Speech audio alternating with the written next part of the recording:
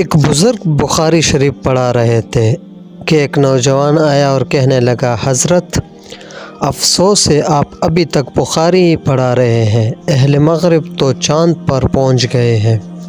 بزرگ نے پوچھا، تمہیں بخاری شریف پڑھنی آتی ہے؟ بولا نہیں۔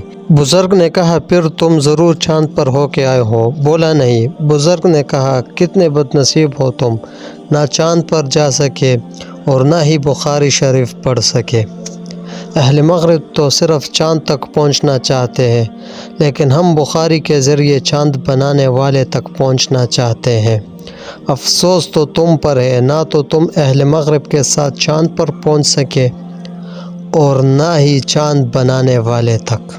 تو دوستو، ویڈیو پسند آنے کی صورت میں لائک اور شیئر ضرور کریں، اور ایسی ہی اصلاحی ویڈیوز کے لیے ہمارے چینل ہنسی بیسٹ کو سبسکرائب کریں۔ شکریہ، اللہ حافظ۔